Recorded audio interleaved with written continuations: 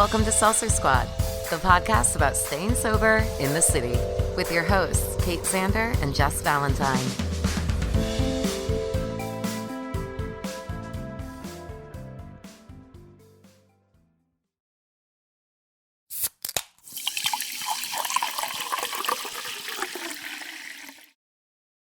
Jess, are you listening to any good books? Right now, I'm actually listening to an Audible exclusive podcast. Ooh, I'm listening to Blackout by Sarah Hepola. Oh, I listened to that one back in the day. I mean, I'm a huge proponent of Audible. I love listening to Quit Lit or really any book. But did you know, Squad, that you can use our discount code to get a free month of Audible? Meaning you get a free book if you sign up. That's right. Just go to audibletrial.com/Seltzer Squad and get a free month on us. I actually just signed up myself using it. Nat, welcome to the pod. Kate, I'm so glad to be here. I'm so excited to tell you about our new sponsors for the new year. Who is it? So we have Brainwashed Coffee, and Brainwashed Coffee is amazing because 50% of all of the proceeds support addiction recovery. One of my sober treats this year was an espresso machine, so I'm really excited to use Brainwashed Coffee to make some lattes. Brainwashed has a 20% off discount when you use the code Seltzer Squad at checkout. It's brainwashedcoffeeco.com. Use the discount code at checkout, get 20% off. Let's all get caffeinated and crush our goals. Yeah, stay caffeinated. Hey, Kate. Hi, Jess.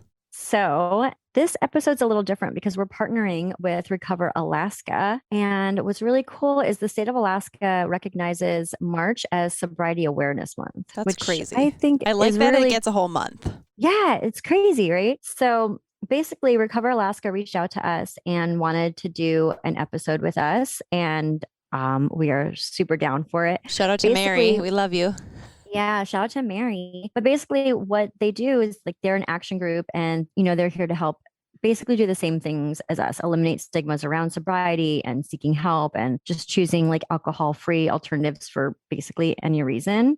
They have this really cool thing called the Sober Lounge, which is like a virtual room and you can kind of click around and get like heartwarming stories of people's recovery. There's like mocktails recipes and they're constantly updating it and everything like that. So y'all should definitely check out recoveralaska.org for more information, because the thing that's nice is even though this is an Alaska-based thing, everyone can get stuff out of this. Like everyone would love mocktail recipes. Everyone loves hearing sobriety stories. So check them out. You can also find them on Instagram, Facebook. It's Recover Alaska. And what else? What else do they get?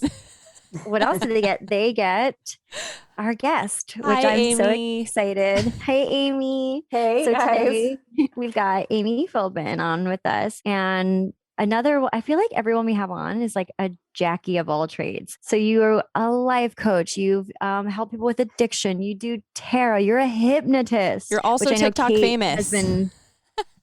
Yeah, you're TikTok famous. So obviously you can do a better intro for yourself. Can you please just tell us a little bit about you and what you do? Yeah, first of all, thanks for having me. I'm really excited to be here. The main scope of my work, I work with women in addiction as a hypnotherapist, working with women with alcohol addiction, just what I call cleaning out the corners. We get so far in the recovery process, and then at some point, like the AA meetings, like the things that we're doing, we outgrow, it becomes mundane, but we still know that there is work to be done.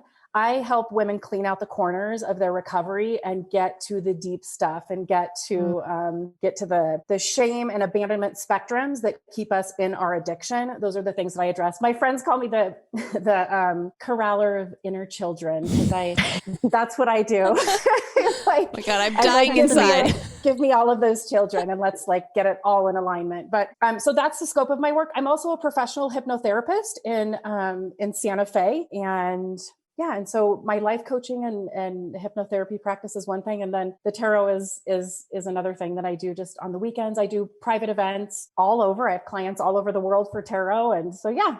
So for hypnotherapy, is that the sort of thing that you can do since we're in the pandemic, right? Is that the sort of thing that you can do over video, or is that always in person? Nope. I see all of my clients on Zoom, and it actually works out really, really well because people want to stay in their beds. Like I Yeah. have clients in New York and they're like, can you just call it like 7 a.m. so I can just stay in bed and like have my process and my thing and then go on with my day. And I'm like, that's perfect. So it allows. You're like, no, that's 4 a.m. my time. But I'm awful. I spoil my clients. I'm like, sure, that works, whatever. So yeah, they are very comfortably at home. And so it works out really for everybody.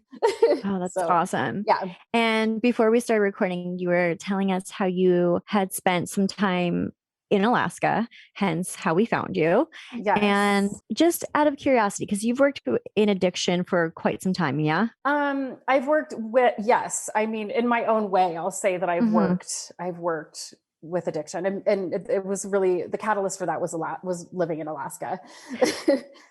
So I guess that's like kind of my question, because Alaska is so, I don't want to say remote, but it's so far and isolated, and they have such long hours of night, and there's a big, native population and stuff. Have you found a difference or just in general, as far as addiction, rather than like the lower 48?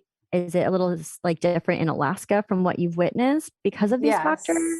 Yes, services are much more difficult to come by. I was in the ski town. I was in Girdwood, Alaska. And so it was really, really steeped in drinking. Like looking back, like I don't even know how I ended up there, but it was really steeped in the alcohol culture. There's a lot of denial around it. There's a lot of it's just not a conversation people have. It's actually quite strange. Girdwood's about 90 miles south of Anchorage. And so where Anchorage is a little bit more engaged with the conversations, the community, like Recover Alaska, doing a tremendous job of getting the word out. But I will say there's a little bit of resistance on Alaska's part to kind of welcome those conversations in and people bringing them up. So it's there's a different layer of denial, and the isolation really allows for people to stay in that. Yeah, that's what I was wondering, just because it's so, I think about being in New York City and how hard it feels to find resources and people to reach out to. I couldn't imagine being so far away from everything and everybody. And then it's just like, also, if you're bored, it's like, what else is there to do sometimes? Right. Like some areas you just drink. Right. And so a little bit about my background too. I didn't go the AA route, but getting up there and like even trying to find like the one real elusive meeting in town that was being held in some guy's basement, like people just weren't talking about it. You know what I mean? It just wasn't the conversation. So it was this very slippery, like, okay, but where's the meeting? Like at the church or like the buffet after, or like, can I, like, how are we doing this? There was just this guy's house. What's the code word? Yeah. The organization around it was tough, and it was also something that, even at the resort at this time, I will have to say, just at the time that I was there, the resort had a pass day where if you drank too much the night before, you could just have this pass of, instead of coming to work drunk, you would use your pass day. So the conversation was geared around that more than it was geared around helping anything. And I'm there, like, just wow. That's wild. So that's like really turning a blind eye to the problem. That's it's just so like, enabling. take care of your business at home. Don't bring it here. And my gosh. No, and I was, that was just that blows my mind. Like, what? Thank you. Because I was just like, wait, what? Like, you just get, and I mean, it was par for the course though. Like people showing up to work still intoxicated from the night before was seemingly par for the course. And even, just the blind eye that was turned to that behavior too, as well, was just, it was expected. And so that's where the bar was set. And so of course, sure. So, I mean, that was the culture. So trying to find a meeting and all of that, or trying to find even another sober person. I had been there for 4 years before I'd even met somebody who, prior to my engagement with Recover Alaska, but in my own community out in Girdwood, I mean, it was years before I came across somebody else who would openly talk about being sober, you know? Is that town on the road system or no? Seward. Yeah. It's on the Seward Highway. Yeah. Oh, okay. Yeah. I spent some time in McGrath, which is not on the road system, which what that means, everybody, is that you have to take a mini plane to get to it. Got it. So there's like the 200 people that are in that town, and that is it. And, you know, everyone goes to the same, I think they had 2 bars there. And yeah, it's just interesting. You know, you never think about we're so lucky to have so many options. Obviously, in a pandemic, we're not going to meetings, but in New York, there's always a meeting, like every hour, every half, just anytime you can like throw a rock and hit a meeting. But then there's all these towns around the world, you know, that, I mean, Kate, you're from, you know, Dakota, you know, did you also find the same thing, that it's really hard to find a sober community in such like an isolated area? Yeah. I mean, in North Dakota, I can't compare it to Alaska because I don't know, but we have a large Native American population as well as a highly stigmatized, you know, it's cold there. It's dark there. There's a lot of seasonal depression. I grew up in a really small town where I'm assuming I only knew of one person who went to AA in my town. And so therefore I concluded that there's probably only maybe one meeting, maybe 2 meetings. And I just kind of feel like for that reason, anonymity sort of goes out the window, which is another barrier for people to want to seek out help, because they want to kind of get their shit together with a little bit of dignity and a little bit of, you know, anonymity. And if you're in a small place, that gets thrown out the window because you see like Joe from the bank and you know, whatever, Barbara from the store. And so everybody kind of knows your business. And that's, at least for me, when I got sober, the last thing that I wanted was for people to go to know my business. Even in Jersey City, I crossed the river to go to Manhattan to go to AA meetings because I was afraid of running into someone. And I mean, my town here has 250,000 people in it. Yeah, same. When I was doing AA, this is years ago in Brooklyn, you'd see the same people, and then you'd see the same people like, oh, we're both at the bar. Like, I guess it didn't work out for either one of us, you know? And I still will see people and be like, I remember that girl from AA when I was 25. Like, it's just funny. So yeah, I couldn't imagine going like in a small town. I don't know. But I also think there was something to and I don't know, there was something to the transient nature of the ski town that I was living in, right? And then, so you have to wonder if the addiction of alcohol was what attracted people to the dark and to the, you know what I mean? These long, long days of like excuses just to sit and get hammered, you know what I mean? Or just to sit in the bar, you know what I mean? And so that was another component that when I think about my time that I spent there, I think about, well, what percentage of people were attracted to that because it promoted, you know what I mean? Because it was a platform to just sit and drink, and it was fine with everybody in the town, you know? Think about when we were drinking and have like one snow day. It's like, fuck yeah, I get off work, I'm going to go to the bar. Yeah. It's like, guess what? Every day is a snow day. Totally. Yeah. Every day is a snow day.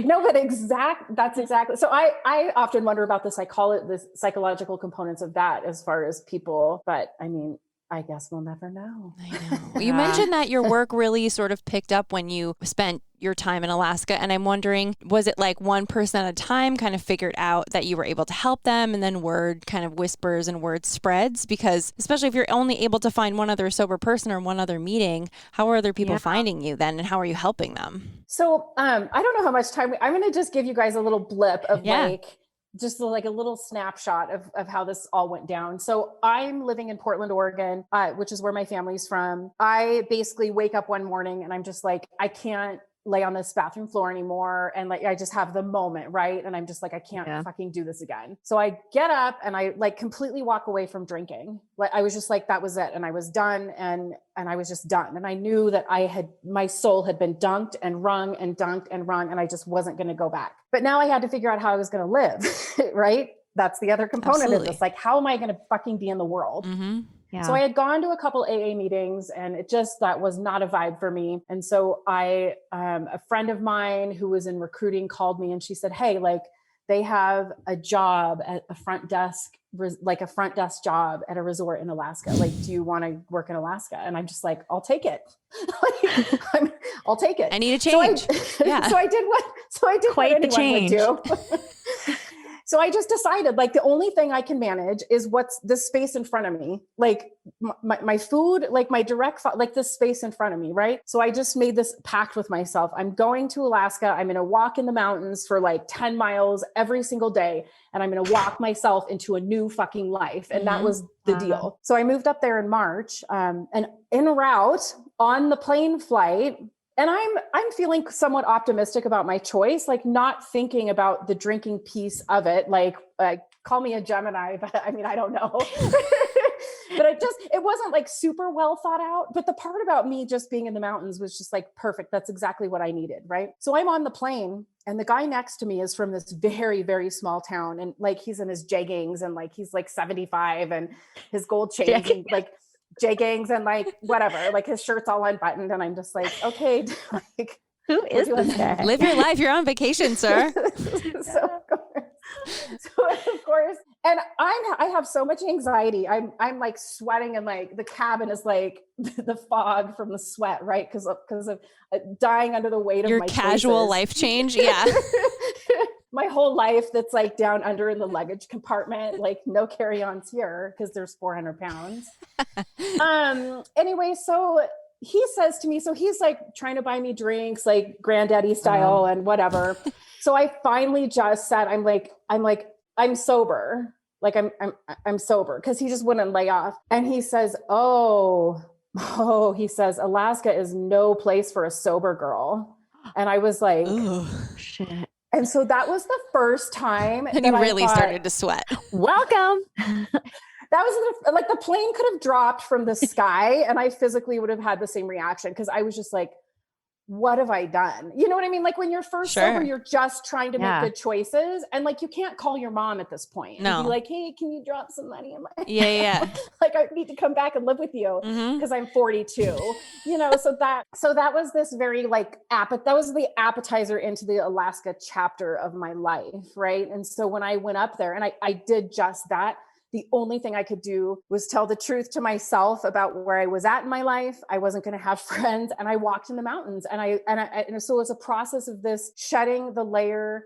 It's this very Scorpio energy, if you will, of just the death and the rebirth transformation process. And I was just shedding layer after layer just by walking, you know? And so for me, there was very little social interactions too, right? I would really have to limit my social interactions and like not be out, because it was just and I was never tempted to drink again, but I mean, I didn't know how to be in the world, especially up there.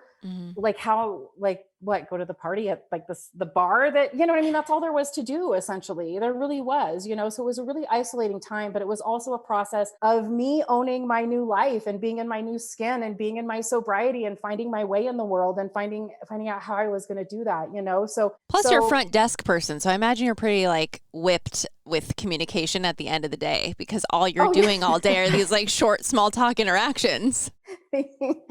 Yes. You're like, I need 10 miles. Just everybody shut up. Like, I'm good. Yeah. But yeah, so Girdwood really, the more I started opening up about my process, and this was over the first couple of years I was there, of like just being, you know, I would be like, I'm a non-drinker, or, you know, on the times that I did go out and, you know, always feeling fairly centralized in my choice, but not always knowing how to be in the world with it. You know what I mean? Like there was that piece too. Sure. So this very kind of slow unveiling of my sobriety. And then I started opening up more about my story. Right. And then people, I don't know, probably by year 3, I have people kind of reaching out to me and you know, there's a lot of women up there, man, that are just struggling. They are fucking struggling. And so, you know, trying to support people. And then through me opening up, and then through people kind of like me having more conversations around it, I think that's really when I found Jess at Recover Alaska, right? Because everything where I was living was, like I said, pretty slippery and kind of confusing about like recovery people or non, you know what I mean? Where are we? Yeah. And so that's really when I started one of my fun things. So I also have a background in mythology. And so I was drumming and storytelling. So I would drumming and telling, like Michael Mead, I don't know if you know who that is, but kind of in the same scope of what his work is, but just using that as a tool of meaning making in communities. So I got my drum and I was doing that. And I thought, I wonder if I could do this to like help people in recovery. And that's when I reached out to Jess from Recover Alaska. And that was a big, so they were having a storytelling event. They're like, come, like bring your drum. So I started doing that and engaging more with Recover Alaska, but then also pulling that into my conversations and so that working with Recover Alaska kind of gave me an out when I'm working in the HR department about, like, hey, like maybe we should partner with them. Yeah. Maybe we should have this wild fucking idea and like have like 0 proof cocktails on the menu. Like, how about that? So by the time I left, some of that stuff was in place, but I mean, it was a long path to like, to plugging all those pieces in for me as a human. Sure. You know what I mean? Like opening up about my own story to where it was when I left was different. But so, I mean, even today, in 2021 in Manhattan or whatever, LA, whatever big state city, it's even hard to find 0 proof cocktails on menus. But it's getting better. So I was gonna say, but yeah, slowly it's going. I was in Australia about a year ago or so, and every single restaurant had virgin mocktails and cocktail lists. And I was like, this is amazing. So even just like the fact that you were able to get that in the door is, I think, such a huge feat in itself, because it's just like the first step. And whether even just talking about it, like who knows, maybe someone wants to order off, like they don't feel weird ordering a drink in a fancy glass because it's on the mocktail list. And then that can open up a conversation with whoever they're hanging out with. Like, oh, you don't drink? Like, oh yeah. And then you never know, like, oh, think about it. I mean, I know for me, anytime people hear I'm sober, they have a million friends or family members that they're like, oh yeah, that's my so-and-so is sober, or I'm sober. And for me, that's how I found a lot of sober people too. It's just like by default. Yeah. And I started doing, when I was living in Portland, I was doing what I called the happiest hour. And so I would go into bars. I partnered with Warehouse 21, shout out Warehouse 21 in Vancouver, Washington. And I was like, okay, like here's the menu, and like, let's have a party, like a non-alcohol party. Like let's, like in the bar though. Like, so just to kind of send like the strong, powerful message of like, this is like, we're here too, motherfuckers. Yeah. We have money to spend on beverages. Exactly. And that's I have more money to spend now. Yeah, exactly. And so that was kind of, so I had done quite a bit of research for those parties that I was doing in Portland. And so when I approached the food and beverage manager, it was like, whatever, I pitched it like, you can make money, like sell it. You can charge I want something, I'm drinking kombucha. Like I want something shaken. I want something stirred. I want you to be creative as a bartender and throw me something together that's nice and put that shit in a martini glass. Absolutely. Yes. Thank you. You know what I'm saying? Like, I don't need I don't need like a kid's cup. Like I don't need the slushy behind the bar. Like, let's throw this down. Right. So that was my whole perspective. And so, but to the food and beverage manager, of course, it was like, well, you can still charge the same amount. Yeah. The margins are the same or better. $7, like it's fine, So we gracefully implemented that, I think, without necessarily looking at the problem that was in Kirkwood. It was more like, we're going to generate some revenue with this one. You know what I mean? So baby steps. And that's what, I mean, I do like to start revolutions, but it wasn't, it wasn't going to be there. So yeah.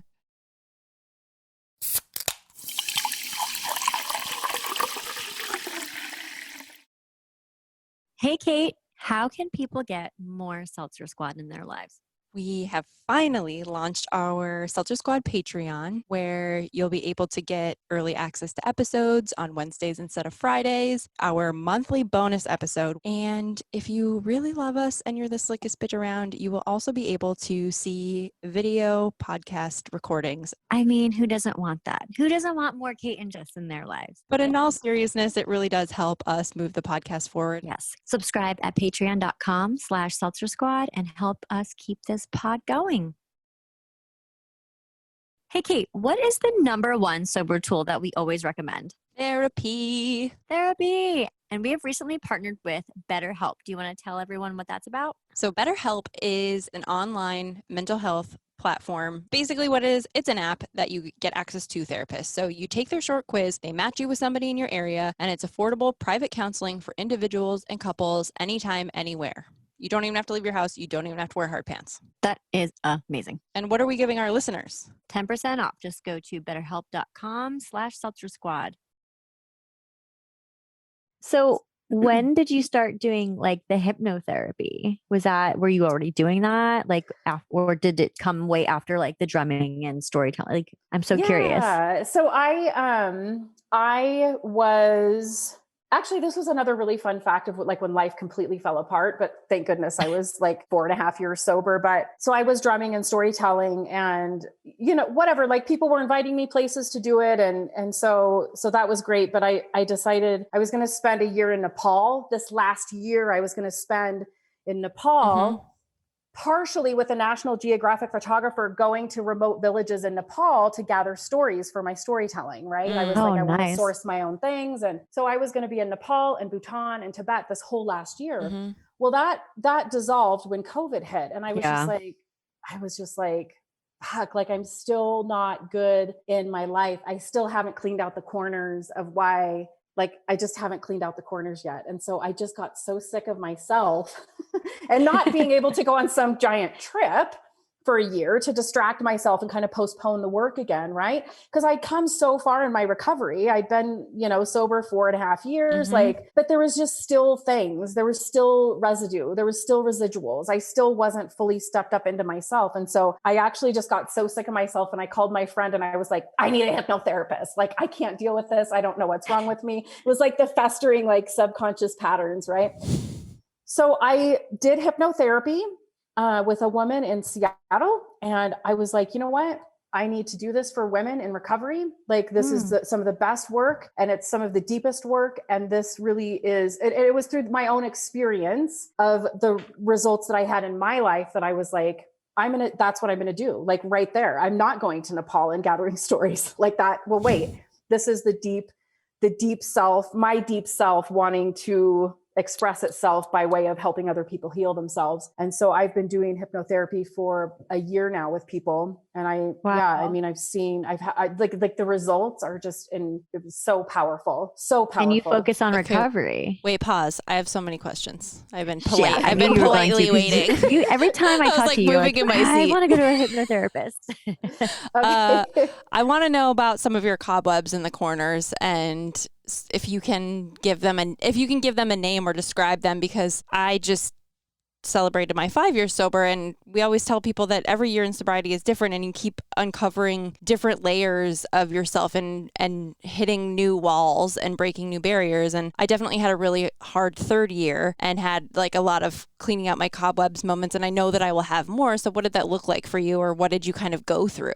So I've always either like in conversation, and people that know me now are like, wait, you, but having this kind of dancing around the truth and what the truth is and like, oh, I don't know. And you know what I mean? It's all just slippery. And like, if I can just keep it that way, then I don't have to express anything or bring anything forth of myself that's going to either be rejected, that's going to fall on deaf ears, that's going to, it was this abandonment of myself that kept playing out in people pleasing, in a lack of motivation towards my own goals, in a lack of, I just felt like there was a breakthrough that needed to happen and I couldn't break through. Right.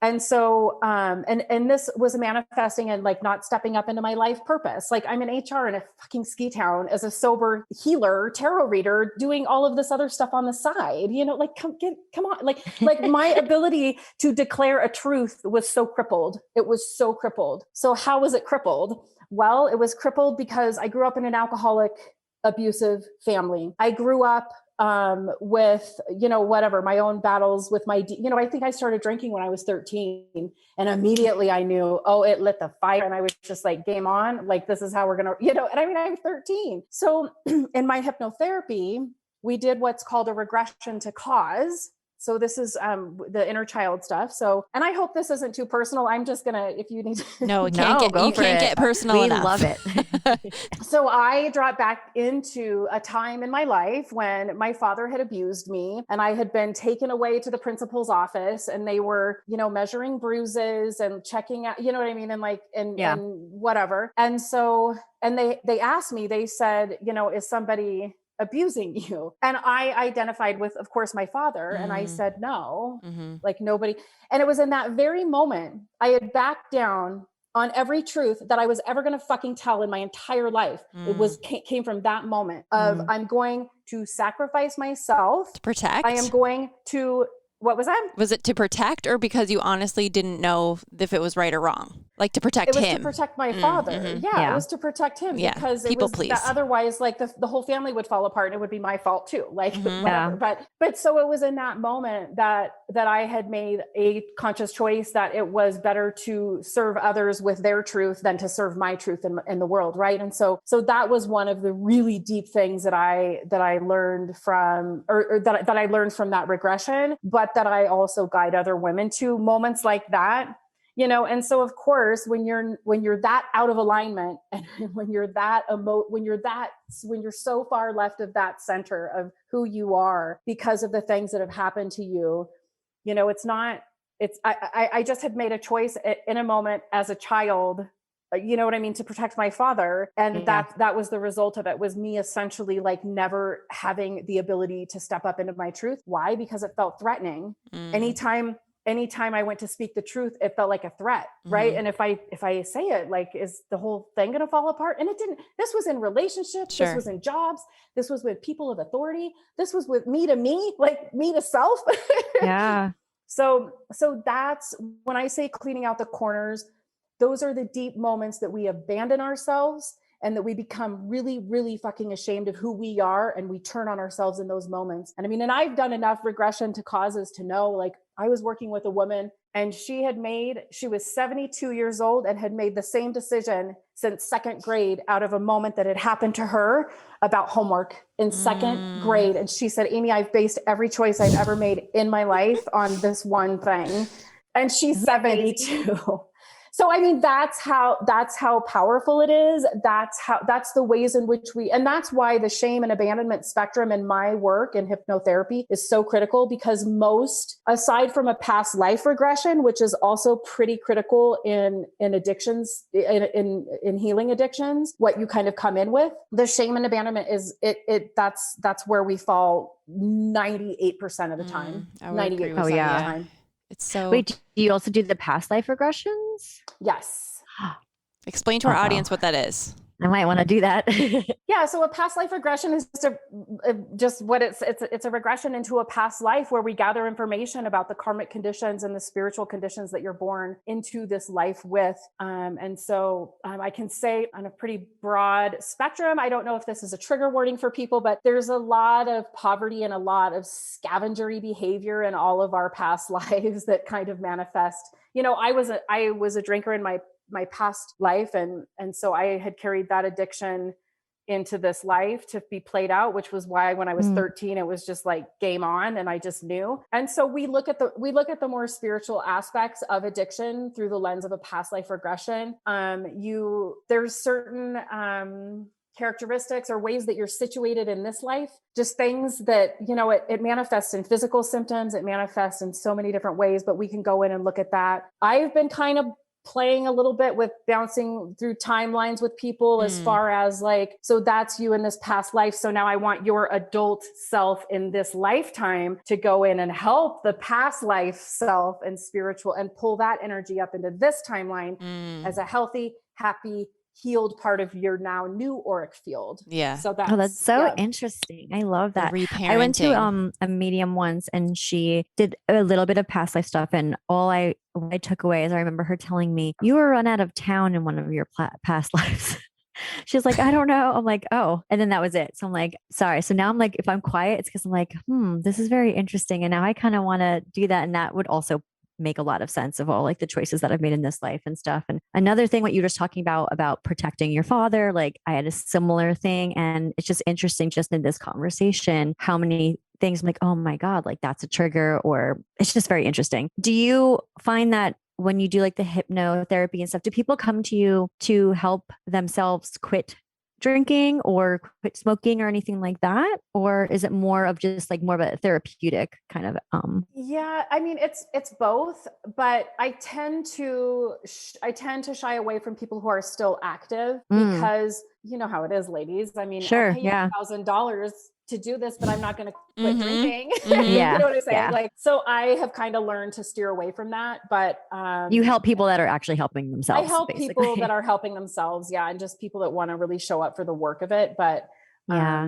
but That makes sense. unlike therapy, hypnotherapy, people, you know, the main thing I hear from my clients is like, oh, I feel so much lighter after working with you, and I feel so much more open and optimistic. And so there's a sense of lightness that you know, when you pull up those deep roots of things and have those solutions, it really is like wisdom teeth, right? You pull the roots out and then everything else just kind of aligns. And so people that are ready for that kind of work in their recovery is where I want to meet people. I'm open to conversations with people who are maybe active in their addiction, but there's just a high level of, you know, they're addicted to alcohol. It's a devastating condition. So no, it totally makes sense. Like you're saying, you want to help people that actually are doing the work and want to see results. Yes. I also think that like it's important because we all have a blind spot. We have many blind spots, but I feel like part of the clearing of the cobwebs is like my first couple years of sobriety and therapy were just sort of like cleaning the surface level of my emotional awareness and my emotional wellness so that I could even handle the harder stuff. And now when I speak with my therapist, I'm like, can you just tell me, like, can we just go right there? Like, I feel like what you do is very targeted. And so the healing, you feel the effects, you go in hard. And so you start feeling the lightness at, like you said before. And now it's like, I'm at a point in my healing and I'll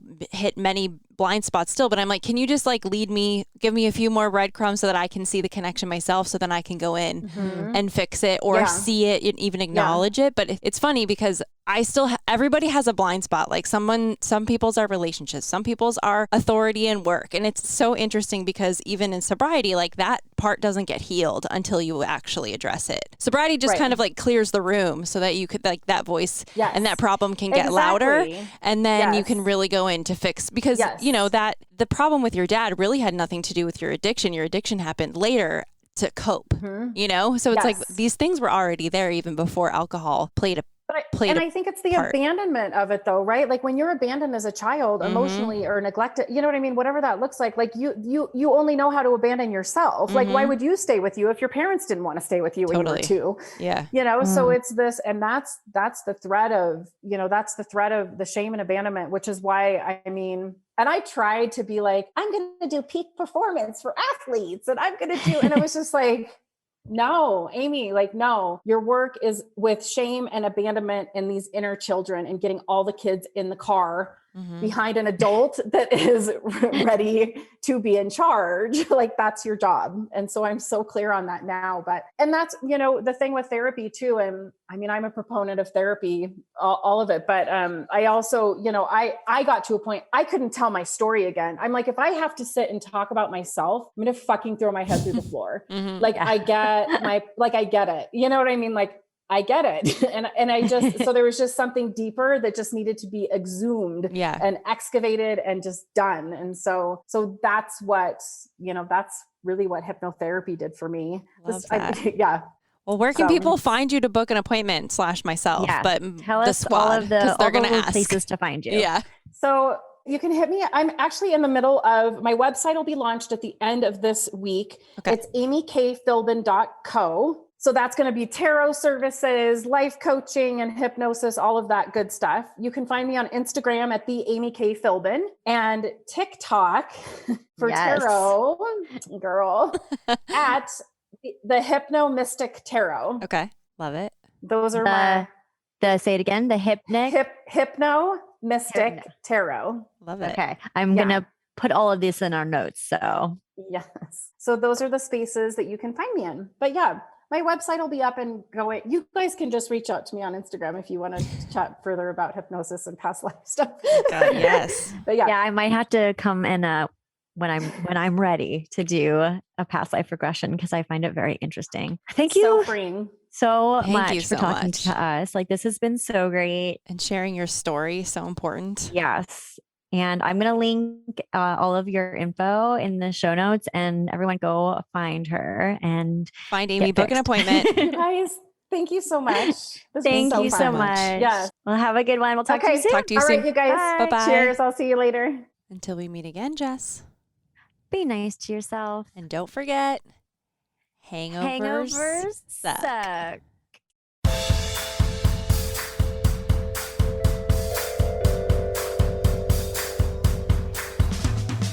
Thanks for listening. Don't forget to rate, review, and subscribe to this podcast. Every review helps other listeners find us.